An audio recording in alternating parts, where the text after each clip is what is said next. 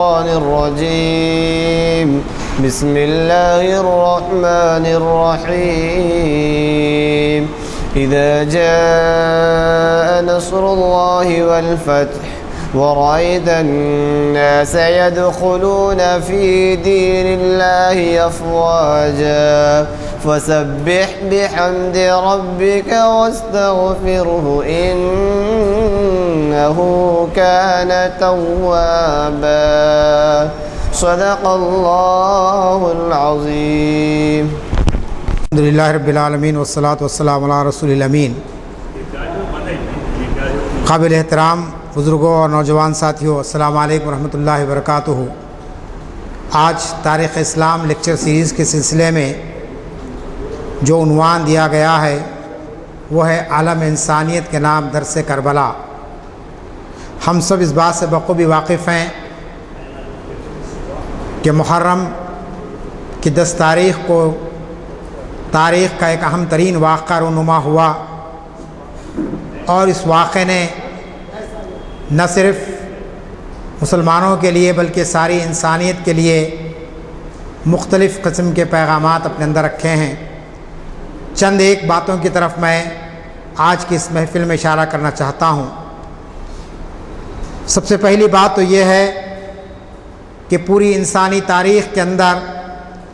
تاریخ کے ہر دور میں مختلف معرکے ہوتے رہے ہیں. خیر اور شر کے درمیان میں محاذ آرائی اور پنجہ آزمائی کوئی نئی بات نہیں رہی ہے. جب کبھی بھی خیر کی طاقتیں اٹھی، ان کو دبانے اور ان کو ختم کرنے کے لیے باطل اپنے پورے لاؤ لشکر کے ساتھ آیا. اگر تاریخ کا ہم مطالعہ کریں تو ہم کو معلوم ہوتا ہے کہ انبیاء کرام کی تاریخ میں بھی یہ کشمکش کا سلسلہ چلتا ہے. نمرود کے دربار میں حضرت ابراہیم علیہ السلام کا پیغام حق دینا، یا پھر مصر کے دربار میں حضرت یوسف علیہ السلام کا وقت کے حکمرانوں کو للکارنا، یا موسیٰ علیہ السلام کا اپنے وقت کے حکمرانوں کو حق کی دعوت دینا، یا خود نبی اکرم صلی اللہ علیہ وسلم نے جس طریقے سے بڑے بڑے سرداران قریش کے سامنے حق کی بات پیش کی اور ان کو حق کی طرف بلایا، تو آپ دیکھتے ہیں کہ ایک کشمکش کا آغاز ہوا. اور اس کشمکش کے اندر بظاہر بعض مرتبہ باطل کے شہدائیوں کو کامیابی حاصل ہوئی، لیکن دائمی اور ابدی کامیابی حق کے علمبرداروں کو حاصل ہوئی. چنانچہ 10 محرم 61 ہجری کو جو واقعہ ہوا،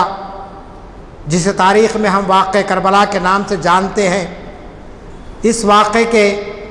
مختلف پہلو آپ کے سامنے گزشتہ کئی سالوں سے آتے رہے ہیں. گزشتہ 13 صدیوں سے یہ واقعہ دہرایا جاتا رہا ہے، اور اس واقعے کے ذریعے جو پیغام ہم کو ملتا ہے، اس سے جو رہنمائی ہم کو لینی چاہیے، اس پر ہماری توجہ بہت کم جاتی ہے. اسلام کی پوری تاریخ کا اگر آپ مطالعہ کریں تو آپ کو معلوم ہونا چاہیے کہ اسلام کی تاریخ کا ہر صفحہ شہادت سے بھرا ہوا ہے. اسلام کا فلسفہ شہادت خود نبی کریم صلی اللہ علیہ وسلم کی حیات طیبہ میں آپ دیکھ سکتے ہیں کہ جب آپ ہجرت فرمائے اور مدینے کو تشریف لے گئے، 1 سال کا بھی عرصہ نہیں گزرا کہ بدر کا معرکہ آپ نے طے کیا، اور پھر کچھ دن نہیں گزرے کہ پھر احد کا معرکہ سامنے آیا. اس طریقے سے مختلف قسم کے معرکے ہوئے ہیں. چنانچہ اسلام کے فلسفے شہادت کا مظاہرہ آپ کبھی بدر و حنین میں دیکھتے ہیں، اور کبھی خیبر و خندق میں اس کا مظاہرہ آپ نے دیکھا. پھر نبی کریم صلی اللہ علیہ وسلم کے دنیا سے رخصت ہونے کے بعد خلفائے راشدین کا دور شروع ہوا. آپ جانتے ہیں کہ حضرت ابوبکر صدیق رضی اللہ تعالیٰ عنہ جب مسلمانوں کے پہلے خلیفہ منتخب کیے گئے، آپ کے 2.5 سالہ دور کے اندر بھی آپ نے مختلف مہمات کو طے کی. چند لوگوں نے یہ اعلان کر دیا تھا کہ ہم زکوٰۃ نہیں دیں گے، تو خلیفہ اول حضرت ابوبکر صدیق رضی اللہ تعالیٰ عنہ ان سے جہاد کیا اور کہا کہ اللہ کے رسول کے دور میں جیسا زکوٰۃ تمہارے لیے فرض تھی، اسی طریقے سے اب بھی تم پر فرض ہے اور تم کو ادا کرنا پڑے گا. اسی طریقے سے فتنہ ارتداد اٹھا حضرت ابوبکر کے دور میں. کچھ لوگوں نے اپنے آپ کو نبی ہونے کا دعویٰ کیا، چنانچہ ایسے سارے جھوٹے مدعیان نبی کا آپ نے خاتمہ فرمایا۔ پھر آپ کے بعد حضرت عمر رضی اللہ تعالیٰ عنہ کا دور چلا۔ آپ نے اس دور میں قیصر و کسریٰ جو بڑی بڑی سلطنتیں تھیں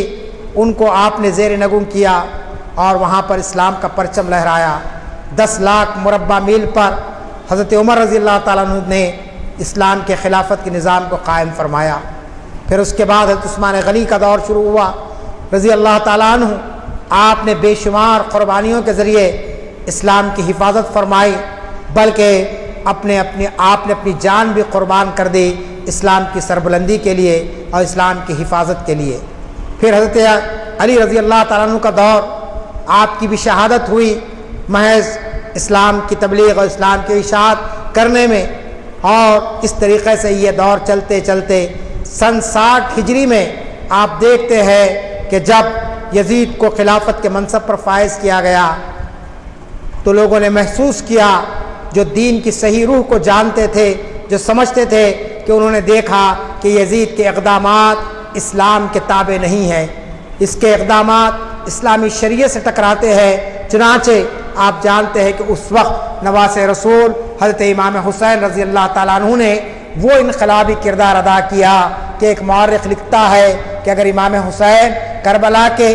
اس معرکے کو طے نہ کرتے تو ہو سکتا ہے کہ اسلام اس کی اصل حالت میں آج باقی ہم کو نظر نہ آتا۔ مولانا محمد علی جوہر کا ایک بہت مشہور شعر ہے، انہوں نے کہا کہ اسلام زندہ ہوتا ہے ہر کربلا کے بعد۔ تو مولانا جوہر کوئی معمولی شخصیت کا نام نہیں ہے، یہ وہ عظیم شخصیت تھی کہ جو قرآن کی بھی ترجمان تھی، جو حدیث کو بھی جانتی تھی، جو امامت اور قیادت کے منصب پر فائز تھی۔ جب انہوں نے یہ شعر کہا کہ اسلام زندہ ہوتا ہے ہر کربلا کے بعد، تو اس سے ہم کو اندازہ ہوتا ہے کہ امام حسین کی شہادت کتنی بڑی اہمیت رکھتی ہے۔ اس شہادت کی سب سے بڑی اہمیت یہ ہے کہ یہاں پر صرف ایک امام حسین شہید نہیں ہوئے، بلکہ آپ نے اپنے 72 جانثاروں کو اسلام کی سربلندی کے لیے قربان کر دیا۔ 72 افراد خاندان کا، احباب کا اللہ کے راستے میں شہید ہو جانا یہ کوئی معمولی بات نہیں ہے۔ اس لحاظ سے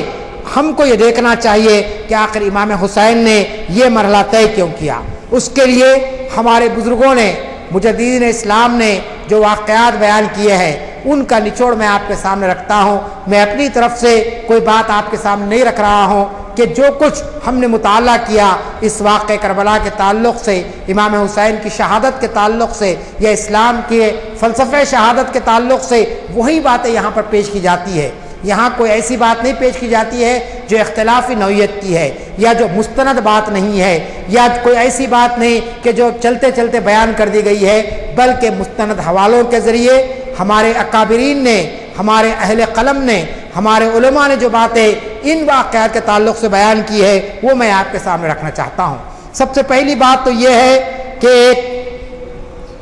امام حسین کی سیرت نگار نے یہ بات لکھی کہ یہ خالصتاً حق و باطل کا معرکہ تھا۔ اس کو اگر آپ خدا نخواستہ ایک جنگ قرار دیں، یہ کہیں کہ امام حسین نے اقتدار کے خاطر، حکومت حاصل کرنے کے خاطر یہ معرکہ طے کیا تھا، تو یہ ایک بہت بڑا بہتان ہوگا حضرت امام حسین رضی اللہ تعالیٰ عنہ پر، کیونکہ آپ نواز رسول تھے، آپ کا مقام بہت بلند ہے، آپ کو یہ اقتدار، یہ دولت، یہ شہرت، اس کی کوئی آپ کو ضرورت نہیں تھی، لیکن آپ یہ محسوس کر رہے تھے کہ جو لوگ اس وقت حکمران بنے ہوئے ہیں وہ لوگ اسلام کے قلعے کو ڈھا رہے ہیں، اسلام کی روح کو ختم کر رہے ہیں۔ چنانچہ کہا گیا کہ یہ ایک خالصتاً حق و باطل کا معرکہ تھا۔ اس میں ہم دیکھتے ہیں کہ دور دور تک کسی طرح کی کوئی مادی آلائش نہیں تھی، یعنی کوئی عہدے کو حاصل کرنا، کوئی منصب کو حاصل کرنا، یا کوئی دولت کو حاصل کرنا، یہ اس کا مقصد نہیں تھا۔ یہ صورتحال کیوں پیدا ہوئی؟ تو سب سے پہلی بات جو ہمارے سامنے آتی ہے اور رہنا چاہیے وہ یہ ہے کہ آخر مقصد شہادت کیا تھا، کیوں امام حسین نے یہ معرکہ طے کیا۔ اس کے تعلق سے سب سے پہلی بات یہ بیان کی گئی ہے کہ امام حسین نے یہ مرحلہ اس لیے طے کیا کہ اس وقت کے حکمران مملکت کے مزاج، مقصد اور دستور کو تبدیل کر رہے تھے۔ یعنی اسلام نے جو دستور مدون کیا تھا اور جس نظام پر خلفائے راشدین نے خلافت کے نظام کو قائم کیا تھا، وہ خلافت کا نظام ختم ہو رہا تھا، وہ دستور ختم ہو رہا تھا جس کے اندر لوگوں کو آزادی رائے کی اجازت دی گئی تھی، جن کو آزادی اظہار کی اجازت دی گئی تھی۔ چنانچہ مزاج مملکت میں تبدیلی، اور جب مزاج مملکت میں تبدیلی آتی ہے تو لازمی چیز ہے حکمرانوں کا مزاج بھی بدل جاتا ہے۔ آج ہم جمہوری دور میں دیکھ رہے ہیں کہ حکمرانوں کا مزاج بدلا تو حکومت کا مزاج بدل گیا، اور حکومت کا مزاج بدل گیا تو ان کے انداز بدل گئے، ان کے طور طریقے بدل گئے۔ چنانچہ امام حسین نے یہ محسوس کیا کہ اس دور میں آپ دیکھ رہے ہیں کہ یزید کی تخت نشینی اور اس کی ولی عہدی کے بعد جو خرابی اسلام میں آ گئی تھی، وہ دراصل اسلامی نظام کو ختم کرنے کی ایک سب سے بڑی دلیل بن گئی تھی۔ یعنی جو خلافت کا نظام تھا، مسلمان جس طریقے سے منتخب کر رہے تھے، چاہے وہ خلیفہ اول ہو، خلیفہ دوم ہو، خلیفہ سوم ہو یا چہارم ہو، آپ دیکھتے ہیں کہ مسلمانوں نے متفقہ طور پر یا اکثریت کے ذریعے ان کا انتخاب عمل میں لایا گیا تھا۔ لیکن یہاں معاملہ ایسا ہو گیا تھا کہ یزید کو جانشین بنا دیا گیا تھا۔ اس طریقے سے موروثیت کا آغاز ہو رہا تھا، باپ کے بعد بیٹے کو تخت نشین کرنا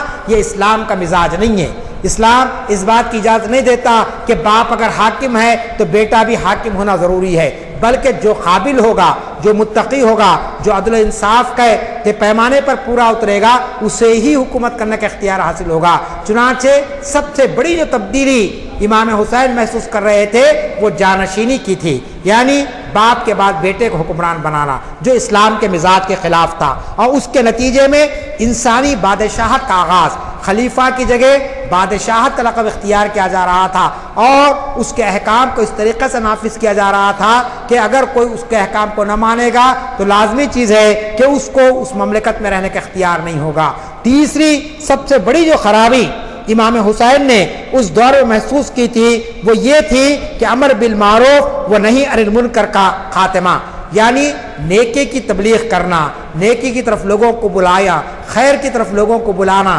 اچھے کاموں کی طرف لوگوں کو بلانا، جو حکمرانوں کا ایک فریضہ تھا، ایک ذمہ داری تھی، وہ ذمہ داری حکمران پوری نہیں کر رہے تھے۔ اور نہی عن المنکر یعنی برائیوں سے روکنا، غلط کاموں سے روکنا، ان چیزوں کی جو ذمہ داری اس وقت کے حکمرانوں پر تھی اس سے وہ پہلو تہی کر رہے تھے۔ لازمی چیز ہے کہ جب حکومت کے کارندے یا حکومت کے ذمہ دار خیر کے کاموں کو آگے بڑھانے اور برے کاموں کو روکنے میں ناکام ہو جاتے ہیں تو لازمی چیز ہے کہ انتشار کی کیفیت پیدا ہو جاتی ہے، ایک افراتفری کی کیفیت پیدا ہو جاتی ہے۔ چنانچہ یہی صورتحال اس دور میں پیدا ہو گئی تھی۔ اور پھر آزادانہ انتخاب کا خاتمہ،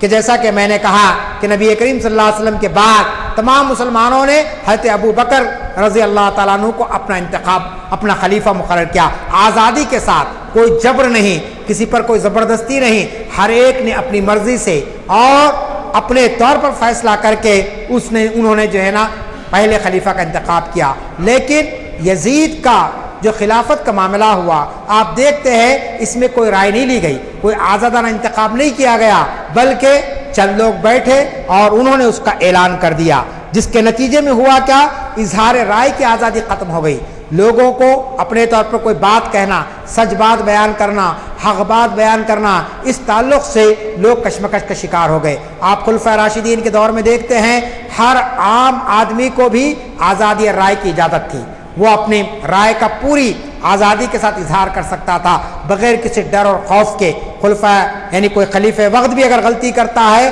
تو اس کو ایک عام آدمی ٹوکنے کی جرات کر سکتا تھا، لیکن یزید کے تخت نشین ہونے کے بعد آزادی رائے کو ختم کر دیا گیا تھا۔ اب کسی کی رائے لینا یا کسی کو اظہار کی آزادی دینا، اس معاملے میں کوئی تصور نہیں پایا جاتا تھا۔ پھر ایک بہت بڑی خرابی جو اس دور میں پیدا ہو گئی تھی وہ خدا اور خلق کے سامنے جواب دہی کا تصور ختم ہو گیا تھا۔ آپ جانتے ہیں کہ اسلام کے اندر یہ بات بیان کی گئی ہے کہ جو حکمران ہوگا، جو ذمہ دار ہوگا، وہ خلق کے سامنے بھی جواب دہ ہے اور خدا کے سامنے بھی جواب دہ ہے۔ خلق کے سامنے کیوں کہ عوام، خلق کہتے ہیں عوام کو، انسانوں کو، کہ انسان اس کو منتخب کرتے ہیں، وہ ان کی ذمہ داریوں کو، ان کے حقوق کو، ان کی آزادیوں کا تحفظ کرے، اور اگر نہیں کرتا ہے تو لازمی چیز ہے وہ عوام کے سامنے جواب دہ ہو جاتا ہے۔ یزید کے تخت نشین ہونے کے بعد ہم دیکھتے ہیں خدا اور خلق کے سامنے جواب دے کا تصور ختم ہو گیا تھا. یعنی لوگ یہ سمجھنے لگے تھے حکمران کہ نہ ہم عوام کے سامنے جواب دہ ہے نہ ہم خدا کے سامنے جواب دہ. جبکہ خلفائے راشدین کے دور میں ایسے بے شمار واقعات آپ کو ملیں گے, چاہے وہ حضرت ابوبکر صدیق رضی اللہ تعالیٰ عنہ کی زندگی ہو, چاہے حضرت عمر کی زندگی ہو, کہ کس طریقے سے وہ عوام کے سامنے اپنے آپ کو پیش کرتے تھے اور سوال کرتے تھے کہ بتاؤ ہم میں کیا غلطی ہے, اور اگر غلطی ہے تو کس طریقہ سدھارا جائے, اس کا طریقہ تک بتایا جاتا تھا. اور پھر خدا کا خوف اور خدا کے سامنے جواب دہی کا تصور ان کے سامنے کتنا عام تھا. تاریخ کی کتابیں بھری پڑی ہے کہ کس طریقے سے وہ اللہ کے سامنے گڑ گڑاتے تھے, توبہ کرتے تھے, استغفار کرتے تھے. تو یہ تصور ختم ہو گیا تھا. یعنی لوگ یہ سمجھ رہے تھے, حکمران طبقہ یہ سمجھ رہا تھا نہ ہم عوام کو جواب دہ ہے نہ ہم خدا کو جواب دہ. جب انسان دونوں طرف کی جواب دہی سے حکمران طبقہ اپنے آپ کو بے تعلق کر لیتا ہے تو لازمی چیز ہے وہ ایک ڈکٹیٹر بن جاتا ہے, وہ ایک آمر بن جاتا ہے. کیوں کہ اس کے سامنے کوئی اس کو چیلنج کرنے والا نہیں ہوتا ہے, کوئی اس سے جواب طلب کرنے والا نہیں ہوتا ہے. تو یہ برائی بھی اس دور میں پیدا ہو گئی تھی. اور پھر ایک اور برائی کہ بیت المال جو مسلمانوں کی امانت ہے, وہ پیسہ جو مسلمانوں کے ذریعے جمع کیا جاتا ہے اور مسلمانوں کی ویلفیئر کے لیے جس کو خرچ کرنا چاہیے تھا, مسلمانوں کی ترقی کے لیے جس کو خرچ کرنا چاہیے تھا, مملکت کے اور ریاست کی ترقی کے لیے جس کو خرچ کرنا چاہیے تھا, وہ بیت المال کا پیسہ حکمران طبقہ اپنی ذات پر خرچ کر رہا تھا, اپنے خاندان پر خرچ کر رہا تھا. لازمی چیز ہے کہ بیت المال ایک امانت ہوتی ہے اور اس امانت کی حفاظت کرنا حکمران کا فریضہ ہوتا ہے. خلفائے راشدین کے دور میں ہم دیکھتے ہیں کہ خلیفہ بھوکے رہتے تھے لیکن کبھی بیت المال سے کوئی زائد پیسہ نہیں لیتے تھے, اپنی کوئی معمولی ضرورتوں کی تکمیل بھی بیت المال کے پیسے سے نہیں کرتے تھے. لیکن سن 60 ہجری کے آتے آتے صورتحال ایسی ہو گئی تھی کہ لوگ منمانی طور پر پیسے کا استعمال کرنے لگے تھے. تو یہ جو بڑی بڑی برائیاں اس دور میں پیدا ہو گئی تھی کہ ایک تو موروثی نظام کا آغاز, انسانی بادشاہت کا آغاز, جواب دہی کے تصور کا خاتمہ, آزادی رائے کا خاتمہ, آزادانہ انتخاب کا خاتمہ اور بیت المال کا بے دریغ استعمال. یہ وہ برائیاں تھیں جو اسلام کے مزاج سے میل نہیں کھاتی تھی. کسی اور نظام میں پنپ سکتی تھی لیکن اسلامی نظام اس کی اجازت نہیں دے سکتا تھا. چنانچہ ان بڑی بڑی برائیوں کو دیکھتے ہوئے امام حسین خاموش نہیں رہ سکتے تھے, گوشہ نشین نہیں ہو سکتے تھے, کیونکہ آپ نے اپنے بچپن میں, اپنی جوانی میں آپ نے اپنی کھلی آنکھوں سے دیکھا تھا کہ اسلام کا مزاج کیسا ہے, اسلام کس قسم کا نظام خلافت کو قائم کرتا ہے, اسلام حکمرانوں کی کیا ذمہ داریاں عائد کرتا ہے, اسلام کے نظام میں, اسلام کے خلافت کے نظام میں عوام کو کیسی سہولتیں ملنی چاہیے. یہ ساری چیزیں امام حسین کے سامنے تھی. چنانچہ جب آپ نے یہ دیکھا یہ ساری برائیاں اور یہ ساری خرابیاں اسلام کے نام پر وقت کے خلیفہ نے اپنی مملکت میں قائم کر دی تو آپ نے یزید کے ہاتھ پر بیعت کرنے سے انکار کر دیا. کہا کہ میں ایسے شخص کے ہاتھ پر بیعت نہیں کر سکتا ہوں جو اسلامی شریعت کی دھجیاں اڑانے کی تیاریاں کر رہا ہے اور جو اسلام کے دستور کو بدل دیا ہے, جو اسلام کی روح کو ختم کر دیا ہے. چنانچہ آپ جانتے ہیں کہ حضرت امام حسین نے کوئی ٹکراؤ کا رویہ اختیار نہیں کیا. آپ نے یہ نہیں کہا کہ میں جو ہے نا کوئی جنگ و جدال کرنا چاہتا ہوں, میں جو کوئی فتنہ اور فساد پھیلانا چاہتا ہوں, بلکہ آپ دیکھتے ہیں کہ امام حسین نے خلافت کے اس نظام کو قائم کرنے کی کوشش کی جو نظام اللہ کے رسول نے قائم فرمایا تھا خلفائے راشدین کے ذریعے سے. اور جب آپ نے یہ محسوس کیا کہ اس 40-50 سال کے دور میں اس خلافت کے نظام کی بنیادوں کو ہلا دیا جا رہا ہے اور اس کی روح کو ختم کر دیا جا رہا ہے, صرف رسماً اسلام کا نام لیا جا رہا ہے, صرف لوگوں کو بیوقوف بنانے کے لیے اسلامی شعائر کی بات کی جا رہی ہے, عملاً اسلام کی جڑوں کو کاٹا جا رہا ہے اور جو ہے نا اسلامی نظام کے مسخ کیا جا رہا ہے. تو لازمی چیز ہے کہ امام حسین نے یہ طے کیا کہ ایسے وقت جب کہ ملوکیت کے جراثیم اسلام میں داخل ہو رہے ہیں. ملوکیت کیا ہے؟ ملوکیت کے معنی یہ کہ بادشاہت, اور بادشاہت کیا ہے؟ جہاں پر ایک شخص حاکم ہو اور اس کا حکم سب پر چلے. یہ اسلام کا مزاج نہیں ہے. اسلام کا مزاج کیا ہے؟ Rulership of God and man with justice, یعنی اللہ کا قانون ہو, سارے انسانوں پر انصاف کے ساتھ نافذ کیا جائے, عدل کے ساتھ نافذ کیا جائے. اور اس کا عملاً مظاہرہ خلافت راشدہ میں ہم کو ملتا ہے کہ اللہ کے قانون کو خلفائے راشدین نے سارے انسانوں پر عدل کے ساتھ نافذ کیا. ایسا نہیں ہے کہ اپنا خرابت دار ہے تو اس کے لیے کوئی الگ قانون، عام انسان کے لیے الگ قانون، اپنے رشتہ دار ہیں تو ان کے لیے کوئی گنجائش اور دوسرے عام لوگ ہیں تو ان کے لیے کوئی نیا قانون بنا دیا گیا، نہیں، بلکہ اللہ کے قانون کو، اللہ کے ضابطوں کو خلفائے راشدین نے پوری طریقے سے عمل نافذ کیا تھا۔ چنانچہ آپ دیکھتے ہیں کہ امام حسین نے یہ محسوس کیا کہ اسلام کے اس خلافت کے نظام کو جس میں صدیق اکبر کی صداقت، عمر فاروق کی شوکت اور عثمان غنی کی حیا اور علی مرتضیٰ کی شجاعت نے اپنا خون جگر دے کر جس کو مضبوط کیا تھا، ایسا قلعے کو ڈھانے کی کوشش کی جا رہی تھی، ایسے نظام کو ختم کرنے کی کوشش کی جا رہی تھی۔ چنانچہ آپ نے اس وقت جبکہ اسلام کی کشتی بھنور میں پھنس رہی تھی، مختلف طریقوں سے لوگ جو ہے نا اسلامی تعلیمات کو مسخ کر رہے تھے، اب امام حسین نے محسوس کیا کہ ان حالات کے اندر ہم کو نکلنا چاہیے، لیکن اس کے لیے آپ نے جیسا کہ میں نے کہا کہ جنگ و جدال کا راستہ اختیار نہیں کیا، فتنہ اور فساد کا راستہ اختیار نہیں کیا، آپ نے خوریزی کا راستہ اختیار نہیں کیا، بلکہ آپ نے بات چیت کی ان لوگوں سے جو اقتدار پر فائز ہو گئے تھے، ان لوگوں نے جن کے ہاتھوں میں حکومت آ گئی تھی، ان سے آپ نے بات چیت کی اور ان کو اس بات کی طرف لانے کی کوشش کی کہ وہ اسلام کی صحیح تعلیمات کو دنیا میں نافذ کرے، لیکن جو لوگ برسر اقتدار آئے تھے ان کے مقاصد کچھ الگ تھے، وہ یہ چاہتے تھے کہ کسی طریقے سے اپنے نظام مملکت کو اور اپنے نظام ملوکیت کو قائم کیا جائے، یعنی بادشاہی نظام کو قائم کیا جائے، اپنی مرضی کو عوام پر مسلط کیا جائے، یہ چیز لازمی چیز ہے کہ امام حسین برداشت نہیں کر سکتے تھے۔ چنانچہ 10 محرم کو جو معرکہ ہوا، اس معرکے کی تفصیلات آپ ہمارے علماء کرام سے سنتے رہتے ہیں، اس کی ساری تفصیلات تاریخی کتابوں میں موجود ہے کہ یہ معرکہ کس انداز میں طے ہوا، گفت و شنید ہوئی، بات چیت کی گئی اور بات چیت کے سارے مرحلے طے کیے گئے، اس کے باوجود یزید اور ان کے ماننے والے اس طرف راغب نہیں ہوئے کہ بات چیت سے اس مسئلے کو حل کیا جائے۔ چنانچہ خطوط لکھے گئے، حضرت امام حسین کو کہا گیا کہ آپ مدینے سے آپ جو ہے نا نکل کر آئیے، کوفے کی طرف آئیے۔ چنانچہ آپ نے کوفے کا سفر طے کیا اور بیچ کے جو حالات ہوئے ہیں اس کی ساری تفصیلات آپ کو کتابوں میں مل جائیں گی، میں ان تفصیلات میں اس وقت جانے کے موقف میں نہیں ہوں کہ کس طریقے سے آپ کو دھوکہ دیا گیا اور پھر آپ کو مجبور کر دیا گیا کہ آپ یزید کے ہاتھ پر بیعت کریں، جبکہ امام حسین جانتے تھے کہ یزید اس قابل نہیں ہے کہ اس کو مسلمانوں کے خلیفہ کی حیثیت تسلیم کر لیا جائے، اس کی انفرادی زندگی کیا تھی ایک الگ مسئلہ ہے، لیکن خلیفہ کی حیثیت سے اس کا انتخاب کرنا اس بات کی دلالت کرتا تھا کہ امام حسین ایسے شخص کو برداشت کرنے پر تیار ہو گئے جو اسلامی شریعت کے خلاف اس کا عمل تھا، جو اسلامی قانون کے خلاف عمل کر رہا تھا۔ چنانچہ امام حسین نے یزید کی خلافت کو اور اس کی بیعت کو تسلیم کرنے سے انکار کر دیا۔ نتیجہ یہ ہوا کہ آپ کوفے کی طرف جا رہے تھے، پھر وہاں پر جو مرحلے طے ہوئے، ایک مرحلہ ایسا آ گیا کہ آپ کا آمنا سامنا ہوا یزید کی فوج سے، لیکن اس وقت آپ نے یہ کہا کہ میں کوئی جنگ کے ارادے سے نہیں آیا ہوں، میں کوئی قتل و غارت گری کا بازار گرم کرنا نہیں چاہتا ہوں۔ آپ کو گھیر لیا گیا ایک مقام پر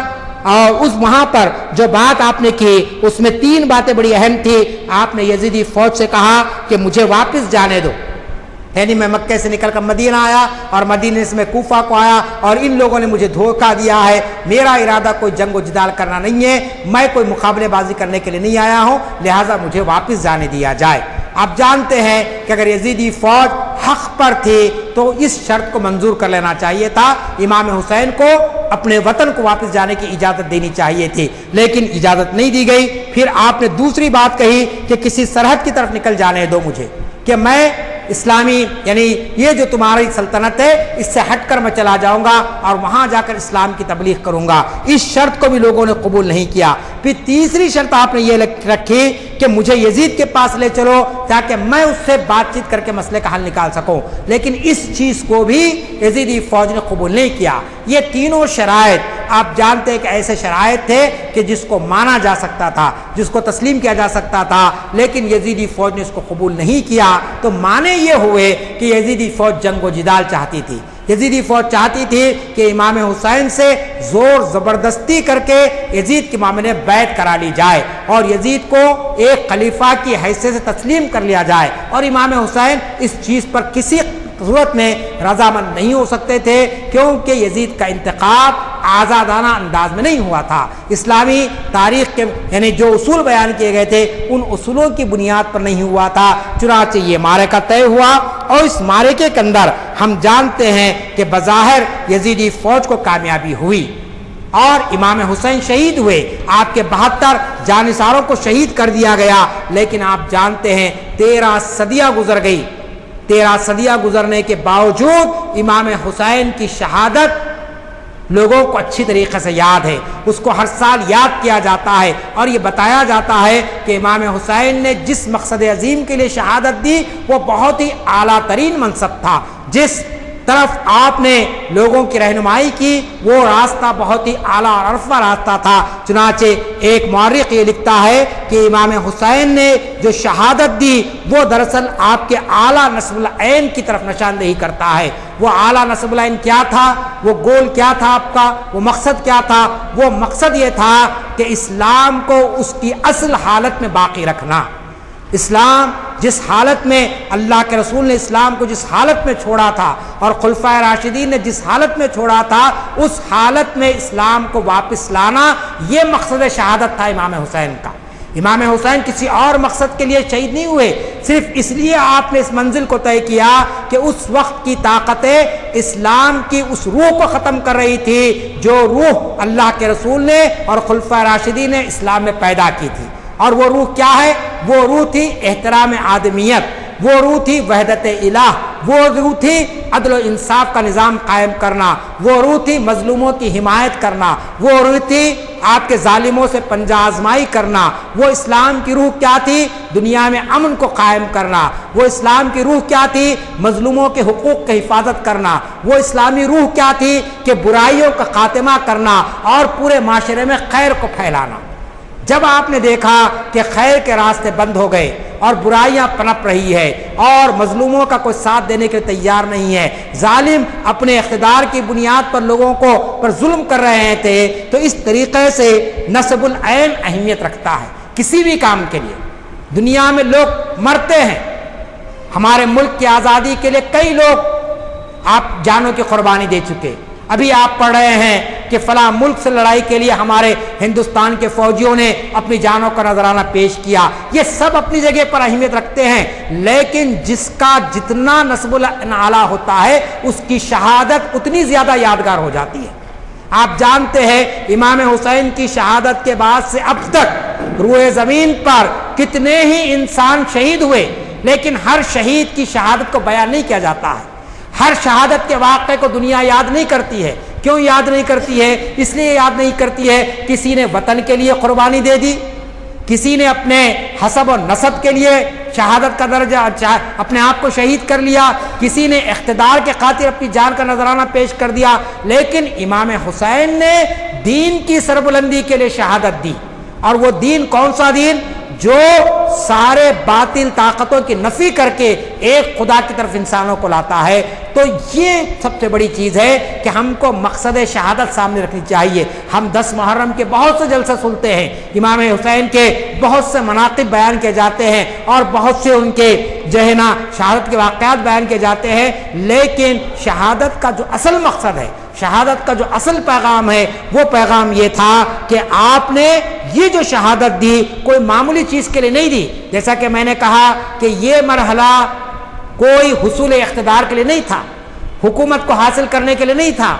زر و جواہرات کو حاصل کرنے کے لیے نہیں تھا، بلکہ یہ دراصل اللہ کے دین کو سربلند کرنے کے لیے تھا. اور اسی لیے آپ نے اس کے اندر نہ صرف انفرادی شہادت دی بلکہ اس کے اندر آپ نے اجتماعی شہادت دی. 72 انسانوں کا ایک دن شہید ہونا یہ کوئی معمولی بات نہیں ہے. کہہ دینا بڑا آسان ہے، لیکن آپ جانتے ہیں کہ کس طریقے سے ہوا. اور پھر دوسری بات، اس نسب العین کے لیے آپ نے سارے مرحلے طے کیے. ایسا نہیں کہ ایک دم تلوار ہاتھ میں لے لی، بلکہ آپ نے جیسا کہ میں نے کہا کہ بات چیت کا مرحلہ طے کیا. آپ نے لوگوں کے سامنے حق کے پیغام کو پیش کیا. اس کے بعد آپ نے یہ طے کیا کہ اب یہ قربانی ضروری ہے. اس وقت آپ نے اس مرحلے کو طے کیا. چنانچہ نسب العین کی اہمیت ہمارے لیے بڑی اہمیت رکھتی ہے. اور پھر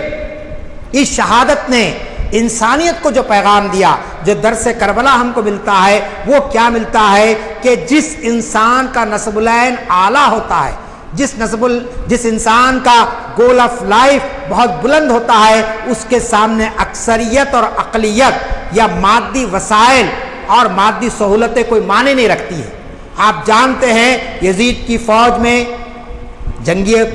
آپ کے آلات بھی بہت کچھ تھے، افراد کی بھی کثرت تھی، ساری چیزیں تھی، اور امام حسین کے پاس ایسی کوئی چیز نہیں تھی، نہ جنگی ہتھیار آپ کے پاس تھے، نہ آپ کے پاس جنگ کے ماہرین تھے، بلکہ جو 72 افراد تھے اس کے اندر بچے بھی تھے، اس کے اندر عورتیں بھی تھیں، اس کے اندر بوڑھے لوگ بھی تھے، اس کے اندر بیمار بھی تھے۔ تو اس کو آپ کوئی یہ نہیں کہہ سکتے کہ یہ کوئی بڑی فوج تھی آپ کی 72 انسانوں کی، لیکن چونکہ مقصد بڑا بلند تھا، مقصد بڑا عرفہ تھا، لہٰذا آپ نے یہ نہیں دیکھا کہ میرے ساتھ ایک قلیل جماعت ہے، ایک مختصر گروہ ہے، لیکن اس مختصر گروہ کو لے کر آپ میدان کربلا میں اس یقین کے ساتھ آئے کہ میں جس مقصد کے لیے شہادت دے رہا ہوں، لازمی چیز ہے کہ یہ مقصد آئندہ تا قیام قیامت انسانیت کو یہ درس دے گا کہ حق کے لیے تعداد چاہے کتنی ہی کم ہو، اگر اٹھ کھڑی ہوگی تو اللہ تعالیٰ اس کو کامیابی عطا کرے گا۔ چنانچہ آپ دیکھتے ہیں کہ 13 صدیاں گزر گئی، مسلمان ہی نہیں غیر مسلم بھی امام حسین کو خراج عقیدت پیش کرتے ہیں،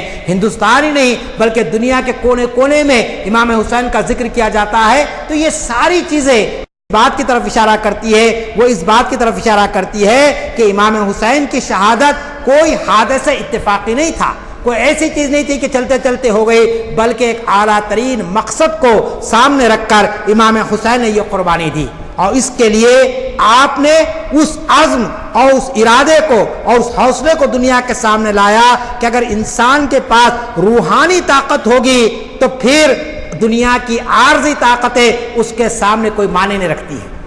روحانی طاقت انسان کو جب تک نہ ہو، جب تک کہ اس بات کا انسان کو یقین نہ ہو کہ اللہ میرے ساتھ ہے اور میں اللہ کی رضا کے لیے اور اللہ کے دین کے لیے یہ کام کر رہا ہوں، تو لازمی چیز ہے کہ ظاہری اسباب اس کے لیے کوئی اہمیت نہیں رکھتے ہیں۔ چنانچہ امام حسین کے پاس وہ روحانی طاقت تھی کہ جس کی بنیاد پر آپ دیکھتے ہیں اتنے بڑے لشکر جرار سے آپ نے اس طریقے سے مقابلہ کیا۔ پھر اسی طریقے سے یہ بات بھی ہمارے سامنے آتی ہے کہ دنیا کے اندر ہمیشہ فاتح کا ذکر ہوتا ہے، اس کا تذکرہ ہوتا ہے، لیکن یہ وہ شہادت ہے جس کے اندر مفتو کا تذکرہ ہوتا ہے، فاتح کا تذکرہ نہیں ہوتا ہے۔ سکندر کے واقعات کو ہم سنتے ہیں، سکندر کے ساتھ کس کا مقابلہ ہوا اس کا تذکرہ بہت کم ہوتا ہے۔ مغلیہ خاندان کی فتوحات کا ذکر ہم سنتے ہیں، لیکن ان کے ساتھ کس کا مقابلہ اس کا ہم بہت کم ذکر سنتے ہیں۔ تو دنیا میں ہمیشہ فاتح کے تذکرے ہوتے رہے ہیں، مفتو کے تذکرے نہیں ہوتے ہیں، لیکن واقع کربلا کے اندر مفتو کا تذکرہ ہوتا ہے، فاتح کا تذکرہ نہیں ہوتا ہے۔ کیوں نہیں ہوتا ہے؟ اس لیے کہ مفتو حق پر تھا، فاتح حق پر نہیں تھا، اور فاتح کی جو کامیابی تھی وہ وقتی کامیابی تھی، مفتو کی کامیابی ابدی کامیابی ہوئی، دائمی کامیابی ہوئی، اسی لیے ان کا تذکرہ ہمیشہ ہر جگہ پر ہوتا ہے۔ ایسا نہیں ہے کہ صاحب کوئی ایک فرقہ امام حسین کی عظمت کو بیان کر رہا ہے اور دوسرا فرقہ نعوذ باللہ امام حسین سے کوئی بغض رکھ رہا ہے، یہ یعنی کم علمی کی بات ہوگی۔ کوئی شخص اگر اس قسم کی بات کرتا ہے، امام حسین کا مقام اور مرتبہ تو پہلے تو اہل بیت ہونے کی وجہ سے ہے، نواز رسول ہونے کی وجہ سے ہے، آپ کے مقام اور مرتبے کو خود اللہ کے رسول نے بیان کر دیا، لیکن آپ نے جو قربانی دی کہ جو جتنا زیادہ ذمہ دار ہوتا ہے اس کو کیا کردار ادا کرنا چاہیے، کس قسم کا نمونہ دنیا کے سامنے پیش کرنا چاہیے، اس قسم کا کردار آپ نے پیش کیا، جس کے نتیجے میں یہ معلوم ہوتا ہے کہ امام حسین کو اپنے اس عمل کی صداقت کا یقین تھا۔ آپ کو معلوم تھا کہ میں جس طاقت سے ٹکرانے جا رہا ہوں یا جس کی مخالفت کر رہا ہوں میرا انجام کیا ہونے والا ہے، لیکن اس کے باوجود آپ کو اس عقیدے پر یقین تھا، اس صداقت پر یقین تھا کہ یہ جو عمل ہے میرا یہی سچ ہے، اس کے سوا کوئی سچ نہیں ہے۔ اگر آپ چاہتے تو کمپرومائز کر سکتے تھے، اگر آپ چاہتے تو سمجھوتا کر سکتے تھے، یا پھر آپ گوشہ نشین ہو سکتے تھے، لیکن آپ نے یہ طے کیا کہ میں اس وقت جو کردار نبھا رہا ہوں وہی عین صداقت ہے، اور آپ کے مقصد کی پاکیزگی اور پھر آپ کے صالح جذبات، یہ چیزیں آپ کو اس طریقے سے لے کر آگے بڑھتی ہے کہ ہم دیکھتے ہیں کہ مولانا جوہر نے یا اور ایک شاعر نے کہا تھا کہ کرتی رہے گی پیش شہادت حسین کی، آزادی حیات کا یہ سرمدی اصول، چڑھ جائے کٹ کے سر تیرا نیزے کی نوک پر، لیکن تو فاسقوں کی اطاعت نہ کر قبول۔ یہ پیغام امام حسین نے اپنی شہادت کے ذریعے دیا کہ قیامت تک کے آنے والے انسانوں کو یہ بتایا کہ چڑھ جائے سر تیرا نیزے کی نوک پر، کہ انسانوں کا سر نیزے کی نوک پر چڑھ سکتا ہے لیکن وہ کسی باطل طاقت کے سامنے اپنے سر کو جھکا نہیں سکتا ہے، اپنے باطل طاقت سے اپنا کوئی سمجھوتا نہیں کر سکتا ہے۔ یہ پیغام اور یہ درس ہم کو کربلا کے ذریعے ملتا ہے کہ جب کبھی انسانیت میں بنی نوع انسان کے اندر آپ دیکھتے ہیں کہ کوئی ظلم، کوئی جبر، کوئی استبداد کا راستہ اختیار کرتا ہے تو اس کو کس طریقے سے آگے بڑھنا چاہیے۔ پھر اسی طریقے سے ہم کو یہ بات بھی معلوم ہونا چاہیے کہ یہ شہادت جو امام حسین کا جو واقعہ ہوا، یہ کربلا کا واقعہ، یہ ماضی کا ایک ورثہ نہیں ہے، بلکہ اس کے ذریعے آپ مستقبل کو تعمیر کرتے ہیں، اپنے حال کا جائزہ لیتے ہیں۔ آج دنیا میں جو ظلم ہے، جو بربریت ہے، اس کا کس طریقے سے مقابلہ کیا جائے، اس واقعے کے ذریعے ہم کو درس ملتا ہے۔ اس کو اگر آپ سنجیدگی کے ساتھ پڑھیں گے، اگر اس پر غور و فکر کریں گے تو آپ کو معلوم ہوگا کہ امام حسین کی یہ شہادت ہم کو یہ بھی بتاتی ہے کہ ہماری مستقبل کی شرح کیا ہو۔ چنانچہ یہ شہادت وہ ہے جو ماضی کا ورثہ بھی بنی ہے اور اسی طریقے سے مستقبل کی شاہراہ بھی یہ تعمیر کرتی ہے۔ اور پھر اسی طریقے سے آپ یہ بھی دیکھتے ہیں کہ اس سے مظلوموں کو ایک قسم کا عزم، ایک قسم کا حوصلہ اور ایک قسم کا جذبہ اس کے اندر پیدا ہوتا ہے۔ کتنے ہی اشعار ہم پڑھتے ہیں، علامہ اقبال نے واقعہ کربلا کے تناظر میں یہ بات کہی تھی، یہ شہادت گہے الفت میں قدم رکھنا ہے، لوگ آسان سمجھتے ہیں مسلمان ہونا، کہ ہم یہ سمجھتے ہیں کہ مسلمان ہونے کے ناطے 5 وقت کی نماز پڑھ لے، روزہ رکھ لے، زکوٰۃ دے دے اور زندگی میں خرچ کر لے، بس مسلمان ہو گئے۔ یہ نہیں ہے، بلکہ امام حسین نے یہ بتایا کہ سچا اور پکا مسلمان کون ہے۔ یہ شہادت گہے الفت میں قدم رکھنا ہے، یعنی ایسے حالات میں، نامساعد حالات میں، پرخطر حالات میں آپ کو جو ہے نا یہ کردار آپ کو ادا کرنا ہے۔ چنانچہ امام حسین کا جو پیغام ہم کو ملتا ہے بنی نوع انسانیت کے نام، سب سے پہلا پیغام یہ ملتا ہے کہ انسانی اقدار کا تحفظ، انسانی حقوق کا تحفظ کس طریقے سے کیا جائے۔ اگر یزید کی حکومت کو تسلیم کر لیا جاتا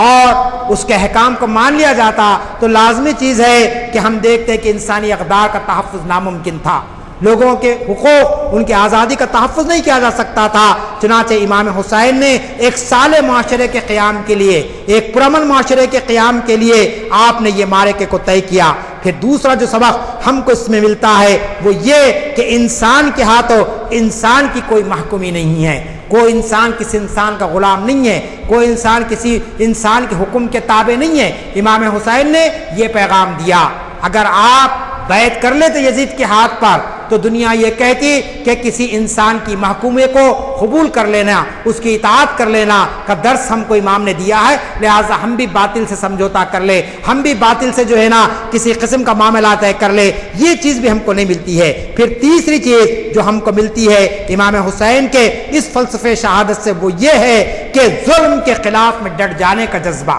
کہ جہاں پر بھی ظلم ہو، جہاں پر بھی بربریت ہو، اس سے نپٹنا کس طریقے سے چاہیے، اس پر ہم کو غور و فکر کرنا چاہیے۔ یہ باتیں دراصل واقعات کربلا میں ہم کو ملتے ہیں۔ میں آخری بات کہتے ہوئے اپنی گفتگو ختم کرنا چاہتا ہوں، وہ آخری بات یہ ہے کہ یہ جو واقعہ ہے، واقع کربلا، یہ واقع کربلا محض اس لیے نہیں ہے کہ ہم اس میں کچھ واقعات کو رنج اور غم کے طور پر بیائیں، کچھ اس کے اندر ایسی باتیں پیش کر دی جائے جس کا تاریخ سے کوئی ثبوت نہ پیش کیا جا سکے، یا پھر ایسی باتیں پیش کی جائے جو امام حسین کے مقام اور مرتبے سے میل نہ کھاتی ہوں، جیسا کہ ہم سنتے ہیں اور لوگ ہم کو سناتے ہیں کہ صاحب امام حسین نے ایسا واویلا کیا، ایسا کیا، ایسا کیا، حالانکہ یہ ساری باتیں غلط ہیں۔ تاریخ اس بات کی کوئی جو ہے سو کوئی مستند تاریخ ہم کو نہیں ملتی ہے۔ کیوں نہیں ملتی ہے؟ کہ اس لیے کہ امام حسین کے سامنے ایک بہت بڑا مقصد تھا، اس بہت بڑے مقصد کو حاصل کرنے کے لیے آپ نے حالات کو سامنے رکھ کر اپنی قربانی دی ہے۔ ایسا نہیں ہے کہ آپ کوئی جذباتی انداز میں، کوئی جوش کے انداز میں آپ آگے بڑھ گئے۔ لہٰذا یہ کہنا کہ نعوذ باللہ ثم نعوذ باللہ کہ امام حسین کو یا ان کے افراد خاندان کو یہ آپ کی شہادت پر کوئی افسوس ہوا، کوئی غم ہوا، یا افراد خاندان نے کوئی ایسا واویلا مچا دیا کہ جس کی اسلام اجازت نہیں دیتا ہے، تو لازمی چیز ہے ایسا کوئی واویلا، ایسا کوئی ہڑبو یا ایسی کوئی چیز ہم کو نظر نہیں آتی ہے، کیونکہ اسلام شہادت کا ہمیشہ سے پیغام دیتا رہا ہے اور بے شمار شہادتیں ہماری تاریخ میں ہم کو ملتی ہے۔ لہٰذا میں اپنی گفتگو کو یہیں پر ختم کرتے ہوئے آپ سے یہ درخواست کرنا چاہتا ہوں کہ اسلامی تعلیمات کے معاملے میں امت مسلمہ میں بہت سی افراد و تفریط ہو گئی ہے۔ ایک طبقہ ایسا آ گیا ہے جو امام حسین کے مقام اور مرتبے کو انبیاء سے بڑھ کر پیش کر رہا ہے، نبی سے بڑھ کر، خلفائے راشدین تو بات کی بات ہے، نبیوں سے بڑھ کر، رسولوں سے بڑھ کر ان کے مقام کو بیان کر دیا جاتا ہے۔ اور بعض لوگ ایسے ہیں جو نعوذ باللہ یہ کہتے ہیں کہ صاحب یہ امام حسین کو نہیں کرنا چاہیے تھا، ان کو کربلا کے میدان میں نہیں آنا چاہیے تھا، یہ محض نعوذ باللہ اقتدار کی جنگ تھی، اس کا اسلام سے کوئی تعلق نہیں ہے۔ تو یہ دونوں باتیں بھی غلط ہیں۔ اللہ کے رسول نے ہر شخص کا مقام متعین کر دیا ہے۔ آپ دیکھیں گے کہ صحابہ کرام کے تعلق سے، ہر صحابی کے تعلق سے اللہ کے رسول نے کچھ نہ کچھ کہا ہے۔ حضرت ابو بکر صدیق کے تعلق سے آپ نے بہت کچھ کہا کہ میں نے دنیا میں سب کے احسانات چکا دیے سوائے ایک شخص کے، وہ ہے حضرت ابو بکر صدیق رضی اللہ تعالیٰ عنہ۔ آپ نے فرمایا کہ نبوت کا سلسلہ مجھ پر ختم ہو گیا ہے، لیکن نبیوں کا سلسلہ چلتا تو عمر نبی بنائے جاتے، لا نبی آبادی ولو کان عمرا، کہ نبوت کا سلسلہ ختم ہو گیا، لیکن اگر سلسلہ چلتا تو اللہ تعالیٰ حضرت عمر کو اس منصب پر فائز کرتا۔ حضرت عثمان غنی رضی اللہ تعالیٰ عنہ کے تعلق سے فرمایا کہ میں نے اپنی 2 بیٹیاں ان کو نکاح میں دی، اور بھی بیٹیاں ہوتی تو میں ان سے نکاح کرواتا۔ تو اس طریقے سے اللہ تعالیٰ نے